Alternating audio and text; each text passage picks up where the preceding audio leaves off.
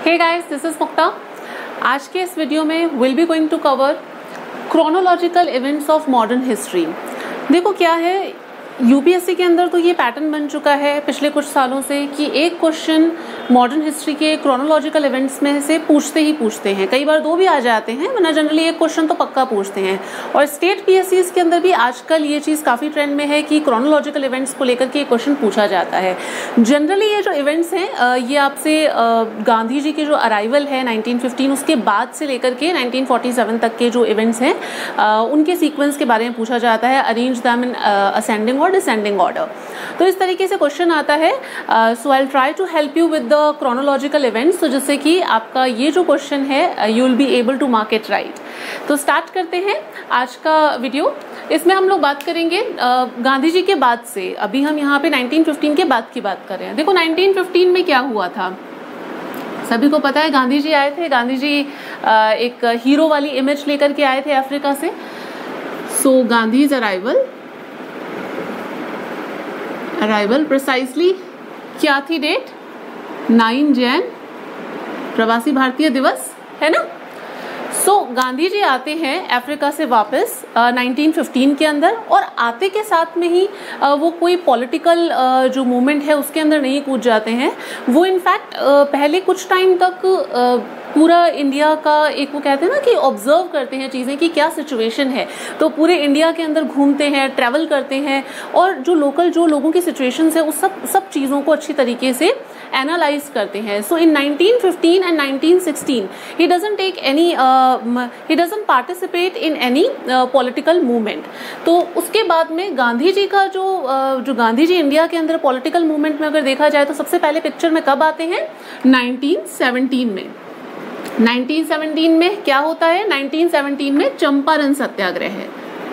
पढ़ा होगा आप सबने, चंपारण सत्याग्रह। ये फर्स्ट सीडीएम है, सिविल डिसोबीडियंस मूवमेंट। ध्यान रखना इस चीज को। अब चंपारण सत्याग्रह की बात करें उससे पहले देख लेते हैं कि 1915 और 1917 इसके बीच के अंदर बैकग्राउंड में क्या चीजें चल रही हैं। देखो बैकग्राउंड के अंदर 1915 से 1917 के बीच में दो चार चीजें आती हैं। एक तो देखो 1916 के अंदर होता है आपका लखनऊ पैक्ट। लखनऊ सेशन पता है ना? लखनऊ सेशन होता है। Who presided that session? बहुत इंपॉर्टेंट है, पूछा भी जा चुका है यूपीएससी के अंदर ये क्वेश्चन। अंबिकाचरण मजूमदार है ना, ही प्रिसाइडेड द सेशन। और इस सेशन में क्या था? जनरली वही जो मुस्लिम लीग और जो कांग्रेस है उन्होंने जॉइंट कॉन्स्टिट्यूशनल डिमांड्स रखी थी। सो लखनऊ पैक्ट आता है 1916 में। 1916 में एक और चीज चल रही होती है, एचआरएम होम रूल जो मूवमेंट है वो भी चल रही होती है। एनी बेसेंट और तिलक की जो होम रूल मूवमेंट होती है वो बैकग्राउंड में चल रही होती है। ध्यान रखना गांधी जी उस टाइम पे इंडिया में हैं, बट स्टिल गांधी जी जो है he doesn't take participation in home rule movement. वो होम रूल जो मूवमेंट है उसके अंदर पार्ट नहीं करते हैं, पार्टिसिपेट नहीं करते हैं। देन 1917 के अंदर because of this home rule movement, इसी की वजह से एक बहुत ही सिग्निफिकेंट चीज होती है, that was Montagu's statement. Montagu statement, या फिर जिसे क्या बोलते हैं, मोंटागू स्टेटमेंट, या फिर इसे ऑगस्ट डिक्लेरेशन भी बोला जाता है। डिक्लेरेशन ये क्या था? ऑगस्ट डिक्लेरेशन पढ़ा होगा आपने। ऑगस्ट डिक्लेरेशन या मोंटागू स्टेटमेंट था। इसके अंदर जो हम सेल्फ गवर्नमेंट की डिमांड कर रहे थे ना, so that will be treated no more as a seditious demand, because अब ये गवर्नमेंट की पॉलिसी बन चुकी है कि भाई हम धीरे धीरे आपके यहाँ पे एक रिस्पॉन्सिबल गवर्नमेंट, सेल्फ गवर्नमेंट की तरफ हम लोग जाएंगे। एक रिस्पॉन्सिबल गवर्नमेंट इंडिया के अंदर स्टैब्लिश करेंगे। But this was also objected. इसका भी काफी ऑब्जेक्शन हुआ था क्योंकि कोई टाइम फ्रेम नहीं बताया गया था। ये तो वही वाली बात हो गई ना कि हम किसी जमाने में पेपर पास कर लेंगे, कब करेंगे किसी को नहीं पता। तो जब तक टाइम फ्रेम नहीं होता तब तक चीज़ें बहुत डिफिकल्ट हो जाती हैं कि कब देंगे, 100 साल बाद में भी हमें सेल्फ रूल दे सकते हैं। सो इस वजह से इसको काफ़ी ऑब्जेक्ट किया गया था। तो ये सब चीज़ें यहाँ पे बैकग्राउंड के अंदर चल रही होती हैं। 1917 में चंपारण सत्याग्रह होता है। चंपारण जगह है एक बिहार के अंदर। राजकुमार शुक्ला के परसुएट करने पर गांधी जी वहां पे जाते हैं। तिनखातिया सिस्टम होता है बेसिकली। 3/20 जो लैंड है उसके ऊपर इंडिगो कल्टीवेट करने के लिए पीसेंट्स को फोर्स किया जाता है, तो उसी के रिगार्डिंग सत्याग्रह करते हैं। खैर आज हम जो इवेंट्स हैं उनके अंदर बहुत ज़्यादा डीपली बात नहीं करेंगे, because we are looking the chronological events of each and everything. ठीक है, फिर 1918 के अंदर चंपारण सत्याग्रह हो गया। यहाँ पे ये चीज ध्यान रखना, this was the first civil disobedience movement. बहुत बार ये क्वेश्चंस पूछे जाते हैं कि पहली सिविल डिसोबीडियंस मूवमेंट कौन सी थी, फर्स्ट हंगर स्ट्राइक कौन सी थी, फर्स्ट मास स्ट्राइक कौन सी थी, इस तरीके के क्वेश्चंस आते हैं। उसके बाद में आता है 1918। 1918 के अंदर गांधी जी किस में पार्टिसिपेट करते हैं,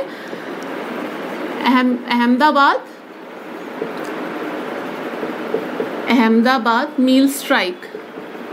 अहमदाबाद मील स्ट्राइक जो थी, this was the first hunger strike. ये पहली हंगर स्ट्राइक थी। बेसिकली जो मील के ओनर्स और जो मील के वर्कर्स हैं उनके बीच में डिस्प्यूट होता है प्लेग बोनस को लेकर के। तो जो अनसुईया बेन साराभाई होती हैं वो गांधी जी को कहती है इंटरवीन करने के लिए, और गांधी जी इसमें सेटलमेंट करवा देते हैं। वो लोग 50% मांग रहे होते हैं, ये लोग कहते हैं नहीं हम इतना नहीं देंगे, तो फाइनली 35% उनको बोनस दे दिया जाता है। उसके बाद में आता है 1918 के अंदर ही एक और इवेंट जिसके अंदर गांधी जी की प्रोमिनेंट रोल होता है, चंपारण, अहमदाबाद और खेड़ा सत्याग्रह है। Kheda Satyagraha, this was the first non cooperation. ध्यान रखना, ये फर्स्ट नॉन कोऑपरेशन है खेड़ा सत्याग्रह। इसमें क्या होता है कि भाई क्रॉप फेलियर की वजह से लैंड रेवेन्यू का वो लोग डिमांड कर रहे होते हैं, बट रेवेन्यू कोड में ये चीज़ मेंशन होती है कि 1/4 जो यील्ड है उससे, अगर जो नॉर्मल यील्ड है उसका अगर 1/4 अगर क्रॉप प्रोड्यूस होता है तो उस केस में टोटल रेमिशन दिया जाएगा लैंड रेवेन्यू में, बट वो देने से मना कर देते हैं, तो इस वजह से ये सारा केस होता है। तो यहाँ पे गांधी जी जो होते हैं ही रिमेन सक्सेसफुल यहाँ पे। फिर non cooperation, this was the first non cooperation. अब ये बात कर लिए 3 इंपॉर्टेंट इवेंट्स होते हैं 1919 में। उसके बाद में देखो 1914 से 1918 में यहाँ पे बैकग्राउंड में एक और चीज चल रही है। क्या चल रहा है बताओ? 1914 से 1918 तक में क्या हुआ था? फर्स्ट वर्ल्ड वॉर चल रहा होता है 1914 से 1918 के बीच में। फर्स्ट वर्ल्ड वॉर क्योंकि देखो हमारे जो जितने भी लीडर्स वगैरह होते हैं वो सब फर्स्ट वर्ल्ड वॉर में ब्रिटेन की हेल्प करते हैं विद दिस होप कि भाई अगर हम हेल्प करेंगे तो ये रिवॉर्ड में हमें सेल्फ गवर्नमेंट प्रोवाइड करवा देंगे, ये हमें रूल करने देंगे, उसके बाद में उसका हमें कुछ रिवॉर्ड मिलेगा। बट सारी आशाओं पे पानी फिर जाता है, कुछ नहीं होता। इनफैक्ट वॉर टाइम जो जैसे ही वॉर ख़त्म होता है उसके बाद में चीज़ों के रेट इतने ज़्यादा बढ़ जाते हैं, इन्फ्लेशन ज़्यादा हो जाता है, तो वॉर टाइम जो रिप्रेशंस हैं वो सब चीज़ें लोग फेस कर ही रहे होते हैं कि 1919 में एक एक्ट आता है जिसे बोला जाता है रॉलेट एक्ट। देखो रॉलेट एक्ट का दूसरा नाम रेवोल्यूशनरी, उसका दूसरा नाम है एनार्कियल एंड रेवोल्यूशनरी क्राइम्स एक्ट। इसे ब्लैक एक्ट भी कहा जाता है। रॉलेट एक्ट का बेसिकली मतलब ये था कि जो हीबस कॉर्पस है, उसे आपने पॉलिटी में पढ़ा होगा, हीबस कॉर्पस, उसे सस्पेंड कर दिया जाता है, यानी कि जो हमारा सिविल जो कहते हैं लिबर्टी है उसे खत्म कर दिया जाता है। बिना ट्रायल के किसी को भी 2 साल तक जेल में आप डाल सकते हैं, इस तरीके का ये एक्ट होता है। तो इस एक्ट को लेकर के बहुत ज़्यादा वो कहते हैं ना वाइड स्प्रेड एक इस तरीके का माहौल फैल जाता है कि इसको लेकर के एक सत्याग्रह किया जाता है, एक मास स्ट्राइक की जाती है। तो रॉलेट एक्ट को लेकर के जो सत्याग्रह होता है वो फर्स्ट मास स्ट्राइक है। ध्यान रखना, ये क्वेश्चन यूपीएससी में पूछा जा चुका है, स्टेट पीएससीज में भी इस तरीके के क्वेश्चन आते हैं, कौन सी पहली मास स्ट्राइक है। तो रॉलेट एक्ट जो है उसे लेकर के जो सत्याग्रह हुआ था, उसे लेकर के जो एक प्रोटेस्ट हुआ था उसे बोला जाता है फर्स्ट मास स्ट्राइक।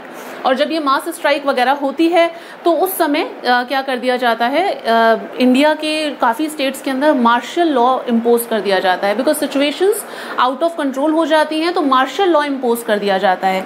ये आपका आता है मार्च में, मार्शल लॉ इम्पोज किया जाता है। देन फिर उसके बाद में अप्रैल में एक बहुत ही इम्पॉर्टेंट इवेंट होता है 13 अप्रैल को। क्या होता है बताओ भाई? 13 अप्रैल सबको पता है, जलियांवाला बाग मैसेकर।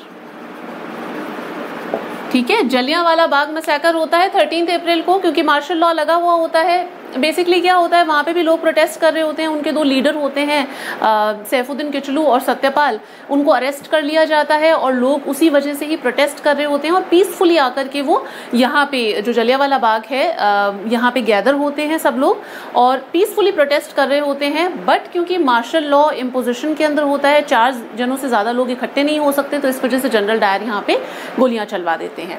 तो ये होता है जलियांवाला बाग। रॉलेट एक्ट हो गया, पहले रॉलेट एक्ट आता है, उसकी वजह से स्ट्राइक वगैरह और ये सब कुछ होती है। उसके बाद में जो सेकंड इवेंट है, दैट इज जो सेकंड सिग्निफिकेंट इवेंट है, वो होता है जलियांवाला बाग मैसेकर। अब जलियांवाला बाग हो गया, रॉलेट एक्ट, यहाँ पे चीजें हो गई। अब उसके बाद में आगे देखते हैं। अच्छा, एक चीज और देख लो, यहाँ पे एक ट्रिक बता देती हूँ, ये कई बार स्टूडेंट्स को याद नहीं होता। चंपारण, अहमदाबाद और खेड़ा, इसके अंदर से पहला कौन से हुआ था, ये सीक्वेंस अगर याद नहीं होता तो इसकी एक ट्रिक है, केक से इसे याद कर लेना। केक, ठीक है ना, CAKE होता है, तो CAK सीरीज के अंदर आता है। तो चंपारण हुआ, अहमदाबाद हुआ, खेड़ा हुआ। अब देखो चंपारण पहला CDM है, ये कैसे ध्यान रहेगा, पहली सिविल डिसोबीडियंस मूवमेंट है, क्योंकि C से है चंपारण और सिविल डिसोबीडियंस मूवमेंट भी C से है, तो दोनों ही C से हैं, तो यानी कि चंपारण जो है वो पहली सिविल डिसोबीडियंस मूवमेंट है। अहमदाबाद जो मील स्ट्राइक है उसके अंदर ऐसे ध्यान रख सकते हो कि हंगर स्ट्राइक थी, क्योंकि मील जो है, एक मील की स्पेलिंग MEAL भी होती है, जिसका खाने से मतलब होता है, तो खाने से मतलब है तो उससे आप हंगर से रिलेट कर सकते हो, है ना, वो वाले मील से ध्यान रख लेना, तो ये हंगर स्ट्राइक हो जाती है। रही बात खेड़ा की, तो खेड़ा जो सत्याग्रह है, this was the first non cooperation. तो ऐसे ध्यान रख सकते हो कि आजकल जो स्पोर्ट्स हैं, खेल वगैरह होते हैं, उसके अंदर लोग कॉपरेट नहीं करते एक दूसरे को, तो खेलों में ज़्यादातर लोग कॉपरेट नहीं करते, तो उससे खेड़ा से ध्यान रख लेना, non cooperation. So this was a trick to remember these things, क्योंकि इसमें कई बार बहुत कन्फ्यूजन होता है कि कौन सा है और क्या चीज़ें हैं। एनीवेज, आगे चलते हैं। 1919 में ये चीज़ होती है, जलियांवाला बाग मैसेकर होता है। उसके बाद में ये लोग 1919 में ही बिल्कुल एंड में, नवंबर दिसंबर के टाइम पे, they will bring government of India act 1919। ये 1919 का जो गवर्नमेंट ऑफ इंडिया एक्ट है वो लेकर के आते हैं। इसे मोंटागू चैम्सफोर्ड रिफॉर्म्स या फिर गवर्नमेंट ऑफ इंडिया एक्ट 1919 भी कहा जाता है। डायरकी इस टाइम पे इंट्रोड्यूस हुई थी। देखो ये एक्ट यहाँ पे आता है 1919 में, but this act came into force. ये कब फोर्स में आता है, 1921 में ये फोर्स में आता है, बट एक्ट पास इस टाइम पे होता है। Keep this thing in mind. तो ये होता है बेसिकली, ये इनकी ब्रिटिशर्स की ये कैरेट और स्टिक वाली अप्रोच थी कि पहले ये लोग कैरेट देते थे, फिर उसके बाद में इन्होंने पहले बोला था कि हम कुछ रिफॉर्म्स वगैरह लेकर के आएंगे, तो मोंटागू चैम्सफोर्ड रिफॉर्म्स लेकर के आते हैं गवर्नमेंट ऑफ इंडिया एक्ट के रूप में, और जो स्टिक होती है वो होती है इनकी रॉलेट एक्ट के रूप में। तो ये इनकी हमेशा से टैक्टिक्स रही होती हैं। गवर्नमेंट ऑफ इंडिया एक्ट हो जाता है 1919। फिर उसके बाद में जो नेक्स्ट सिग्निफिकेंट इवेंट है विच इज 1920 के अंदर, यहाँ पे आता है हंटर कमीशन।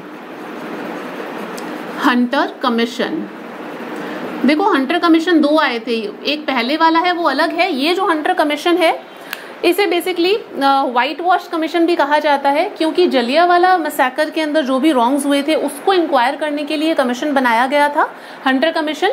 अब हंटर कमीशन को व्हाइट वॉश कमीशन इसलिए बोला जाता है क्योंकि इसके अंदर जनरल डायर को तो इन्होंने कहीं पे भी कोई पीनलाइज नहीं किया था, so that's why it was a white wash commission.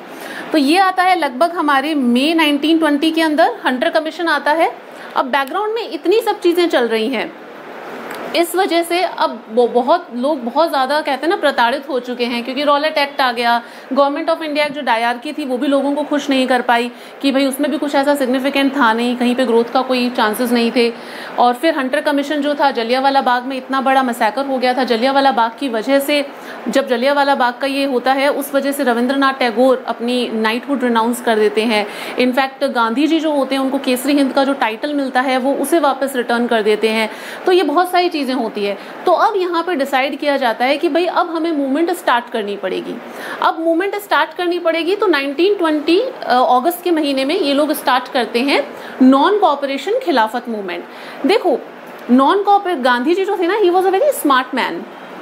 क्या था कि गांधी जी कहते हैं 2 बहुत ही डिफरेंट इश्यूज को एक साथ में ला करके, एक प्लेटफॉर्म पे ला करके उसे एक साथ प्रेजेंट किया करते थे।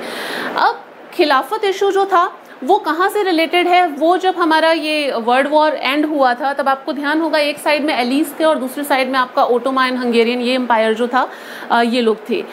तो जब वर्ल्ड वॉर 1 एंड होता है तो उस टाइम पे ट्रीटी ऑफ सर्वेज होती है, सर्वेज की जो ट्रीटी होती है, अगर आपने वर्ल्ड हिस्ट्री पढ़ी होगी so you must be aware of कि क्या चीज़ें थी। तो टर्की जो होता है उसे डिसमेंबर्ड कर दिया जाता है। ट्रीटी जो होती है उसकी टर्म्स बहुत ज़्यादा हार्श होती हैं और जो टर्की है उसे डिसमेंबर कर दिया जाता है। खलीफा जो एक पोजीशन होती है अबॉलिश कर दिया जाता है खलीफा को, क्योंकि खलीफा मुस्लिम फेथ में बहुत ही इंपॉर्टेंट माना जाता है टू प्रोटेक्ट देयर फेथ। तो इस वजह से जो मुस्लिम्स थे, जो मुस्लिम कम्युनिटी थी वो भी उनसे बहुत ज़्यादा, ब्रिटिशर्स से बहुत ज़्यादा कहते हैं ना कि नाराज़ थी। और बैकग्राउंड में बहुत सारी चीज़ें हुई हुई थी। इनफैक्ट आपको ध्यान होगा 1905 में जब बंगाल का डिवीज़न होता है तो जो मुस्लिम थे so they were earlier happy with that because एक सेपरेट ईस्ट बंगाल और इस तरीके से बना दिया जाता है। बट देन फिर 1911 के अंदर वो पार्टीशन को अनल कर दिया जाता है। So that was also a setback for the Muslims. तो ये मुस्लिम लीग जो होती है, अब यहाँ पे क्या है, गांधी जी को ये एक बहुत अच्छी अपॉर्चुनिटी नज़र आती है कि भाई नॉन कॉपरेशन की इतना सब कुछ चल रहा है, so this will serve as a best platform to cement the Hindu Muslim unity, कि हिंदू मुस्लिम्स को एक प्लेटफॉर्म पे ला करके एक साथ अगर हम लड़ेंगे तो जीतने की चांसेस बहुत ज़्यादा हैं। तो 1920 अगस्त में क्या आता है, 1920 अगस्त में ये लोग स्टार्ट करते हैं नॉन कॉपरेशन मूवमेंट एंड खिलाफत मूवमेंट। खिलाफत जो खलीफा का इशू था ना उससे रिलेटेड है, खिलाफत मूवमेंट। नॉन कॉपरेशन खिलाफत मूवमेंट स्टार्ट होती है अगस्त 1920 के अंदर। अब 1920 के अंदर ये मूवमेंट स्टार्ट होती है, मूवमेंट काफ़ी अच्छे पेस पे चल रही होती है, काफ़ी समय तक चलती भी है। देन फिर उसके बाद में एक इवेंट हो जाता है 1922 के अंदर। ये देखो 1920 के अंदर स्टार्ट हुई है, 1-1.5 साल अच्छे से चलेगी। फिर फरवरी 1922 के अंदर एक इंसिडेंट हो जाता है जो कि है Chauri Chaura incident. Chauri Chaura incident basically Chauri Chaura एक जगह है बिहार के अंदर ही, गोरखपुर में गोरखपुर के अंदर है ये। तो लाइक ये एक जगह होती है चौरी चौरा, जहाँ पे क्या होता है, वही लोग प्रोटेस्ट वगैरह कर रहे हैं, लीकर को लेकर के कुछ प्रोटेस्ट चल रहा होता है। तो जो वहाँ के पुलिस होती है और जो नॉर्मल पीपल होते हैं उनके बीच में एक तरीके से बहस सी हो जाती है, झगड़ा हो जाता है। तो क्या करते हैं, जो वहाँ की लोकल कम्युनिटी होती है, लोग पुलिस स्टेशन को ही आग लगा देते हैं, पुलिस स्टेशन को ही उसके अंदर पुलिस वालों को डाल करके बंद करके और टॉर्च कर देते हैं, उसी को आग लगा देते हैं। तो इस तरीके say that was a big incidence for a violence, क्योंकि इतने सारे लोगों को कुछ 22-23 पुलिस वालों को जिंदा जला दिया जाता है क्योंकि वो पुलिस स्टेशन के अंदर ही होते हैं।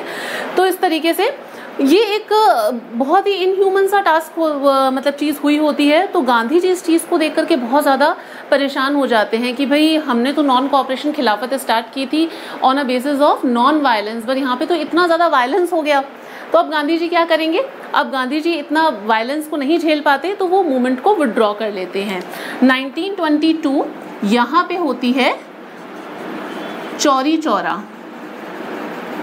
चौरी चौरा, ये चौरा चौरी नहीं है, इट्स चौरी चौरा, ठीक है। चौरी चौरा इंसिडेंट हो जाता है यहाँ पे।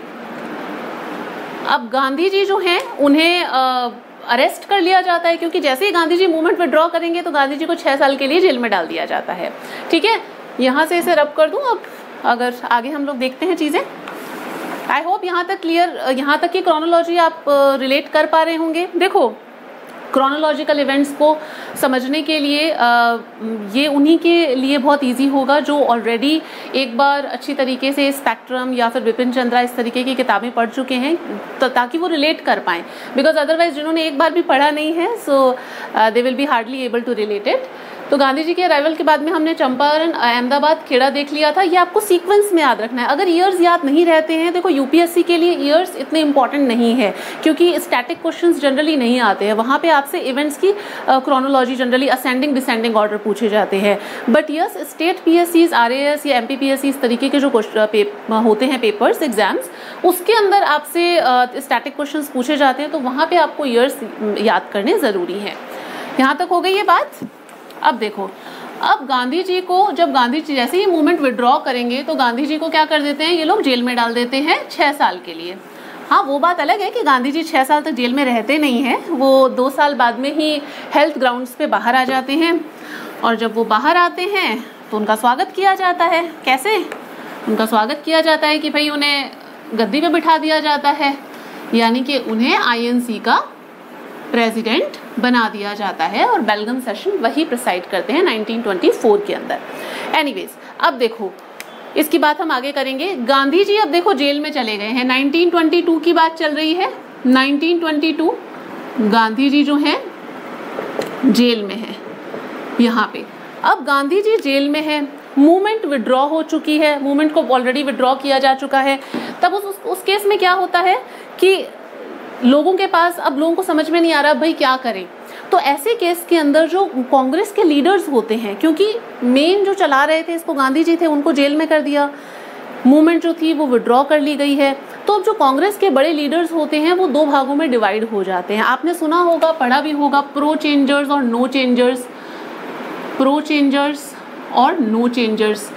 प्रो चेंजर्स जो होते हैं वो तो कहते हैं कि भाई हमें काउंसिल्स के अंदर मतलब जाना चाहिए और वहाँ पे जाकर लेजिस्लेटिव काउंसिल्स को उन्हें जाकर के हमें अमेंड करना चाहिए, रिफॉर्म्स लाने चाहिए और इस तरीके से हमें मतलब लॉफुली काम करना चाहिए। जबकि जो नो चेंजर्स होते हैं दिस इज कि भाई हमें कंस्ट्रक्टिव वर्क करना चाहिए। लोगों को अभी तक वायलेंस का, नॉन वायलेंस का मतलब ही नहीं पता है। नॉन वायलेंस का मतलब उनको वो चीज़ सिखानी चाहिए। जब तक गांधी जी जेल के अंदर है तब तक हमें कंस्ट्रक्टिव काम करना चाहिए और हमें नेक्स्ट फेज के लिए, जो नेक्स्ट मूवमेंट है उसके लिए लोगों को तैयार करना चाहिए। तो ये सब चीज़ें चल रही होती है यहाँ पे। इनको आपस में ही नहीं पता होता है कि एग्जैक्टली करना क्या है। तो 2 भागों में चीज़ें डिवाइड हो गई है। लीडरशिप का वैक्यूम आ गया है। देखो जहाँ पे भी लीडरशिप वैक्यूम होता है वहाँ पे क्या होता है, वहाँ पे रेवोल्यूशनरी एक्टिव होते हैं। आपने देखा होगा ये जो इस टाइम पे जो रेवोल्यूशनरी की फेज आएगी 1920 के अंदर, दिस वाज रेवोल्यूशनरी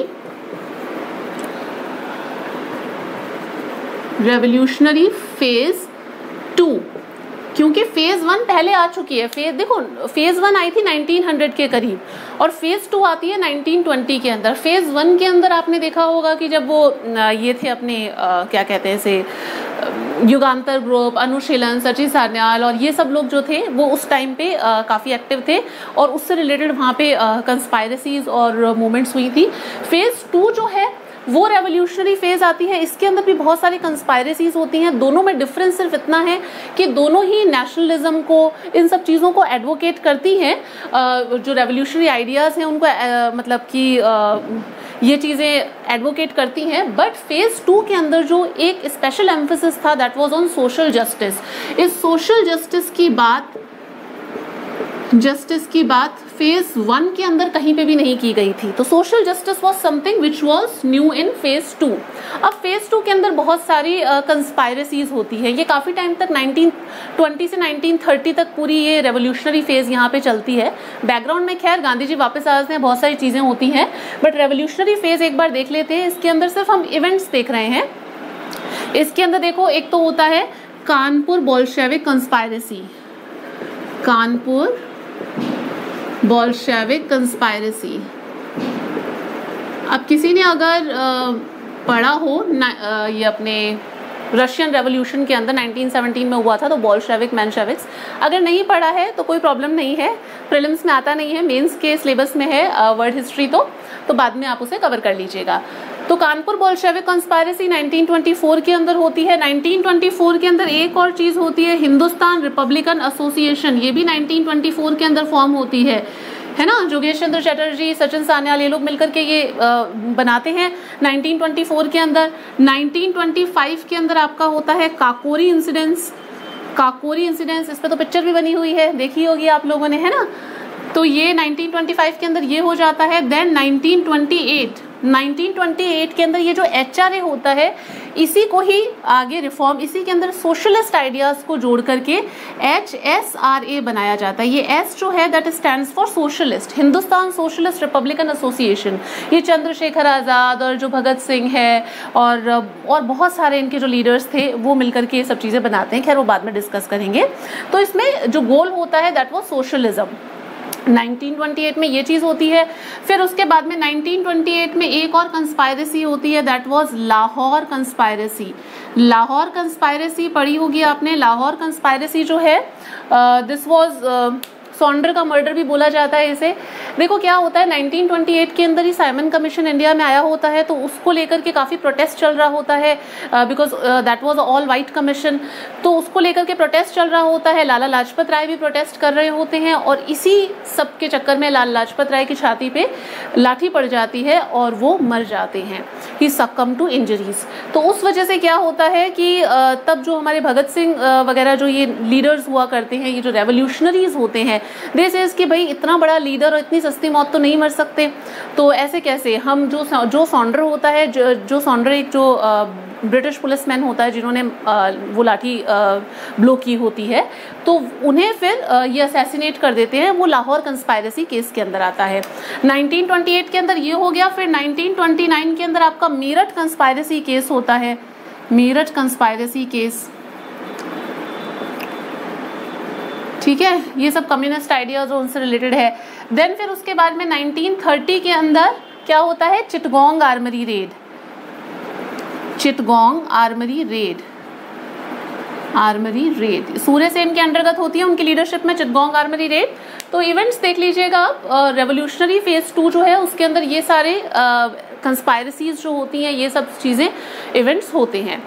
अब इसके बाद में हम लोग बात करेंगे कि गांधी जी जब वापस आ जाते हैं जेल से, बैकग्राउंड में क्या चीज़ें चल रही होती हैं, तो वो सब हम बात करेंगे नेक्स्ट वीडियो में, ठीक है। क्योंकि ये एक वीडियो के अंदर सारा पूरा हम 1915 से लेकर 1947 तक कवर नहीं कर सकते, बहुत ज़्यादा लेंदी हो जाएगा वीडियो।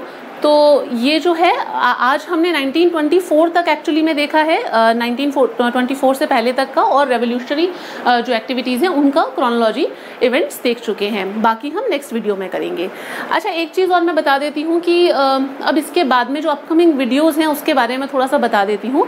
इस वीडियो के बाद में यू विल बी मैं अपलोड करूँगी जो हमने राजस्थान आर्ट एंड कल्चर के अंदर फोर्ट्स की हमारी सीरीज चल रही थी, तो उसमें कुंभलगढ़ को हम पहले कवर करेंगे, कुंभलगढ़ फोर्ट हम लोग कवर करेंगे। उसके बाद में इसका जो रिमेनिंग पार्ट है वो मैं फिर बाद में अपलोड कर दूंगी। So after 2 videos you will get the continuity of this video you will get, ठीक है। So this is all about this video. I hope you like it. अगर पसंद आया है तो प्लीज़ अपने फ्रेंड से भी शेयर कीजिएगा। Stay connected. See you in my next video. Thank you.